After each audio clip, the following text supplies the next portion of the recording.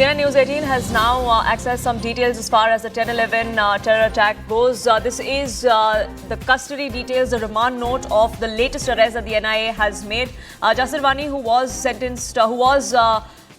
sent to custody for 10 days. His remand note has now been accessed by CNN News 18, in which the court has gone on to say that the investigation is at a nascent stage and police remand is necessary to unearth the chain of conspiracy to try and figure out through sustained interrogation of what it is that the accused were actually planning to do and how large the plot really runs. The NIA Court has also noted that charges against the accused persons are grave and serious in nature, which is why custodial interrogation is required, and that ensured that the latest arrest that has been made by the NIA was remanded to 10-day police custody for further interrogation. Ananya, my colleague, now joins us, getting us more details on this. Ananya, if you could take our viewers through what else transpired in court and these excerpts of which you've accessed.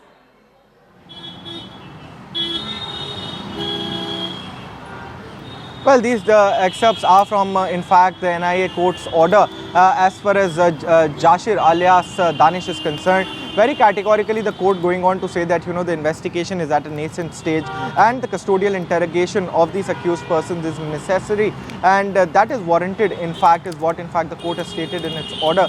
Not only that, the court has also noted that the charges against Jasir and the other accused persons are serious in nature. These are, charges of Unlawful Activities Prevention Act and also of the Explosives Act. It was an act that was committed. It's a heinous act that has been committed, and in fact, the court, noting the situation, calling it a very, very grave offence, has in fact sent Danish to, in fact, 10 days of police custody remand. Not only that, the court has also stated that the sustained interrogation or the sustained custodial interrogation of the accused person, which is in fact Jasir Danish in this particular case, is something that is warranted in order to unravel the chain of conspiracy and also the sources of various things. And that's exactly how the court has now sent him to 10 days of police custody remand. So what happens next is something that we'll have to wait and watch for, but clearly a strong order coming in from the court as far as the 10/11 blasts are concerned. Sections of Unlawful Activities Prevention Act and the Explosive Acts kicking in. In fact, Section 16 and 18 of the UAPA, which is with regards to a terrorist act, and also a conspiracy, punishment for conspiracy, which 16 and 18 go on to describe very, very clearly and respectively, is in fact what has been invoked against these accused persons. Danish is somebody who was a drone expert as per the National Investigation Agency. He was hired in order to create precision rockets to carry out precision bombing, and that is something that mulls out the sinister plan that all of them had in mind. Though the early intervention of the security forces saved a lot larger plot, but still a small inch got left out, and these blasts actually happened. Though there have been certain security discrepancies as far as that particular I-20 car roaming freely in the national capital is concerned, but definitely there has been some good work too that has been done by the security agencies as far as unraveling this sinister plot is concerned.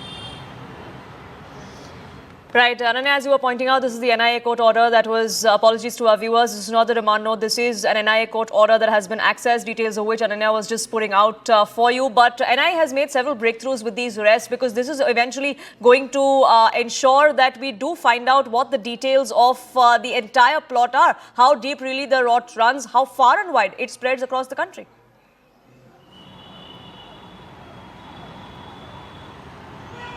Well, absolutely. In fact, two breakthroughs NIA has got, 2 arrests that have been made so far. It was Amir Rashid, who was yesterday produced before the court. 10 days of remand was granted, and today Jasir alias Danish was actually produced before the court. And such details are emerging out. What happens when Danish also somewhere or the other discloses the things that he knew, and some more people could actually be picked up by the National Investigation Agency.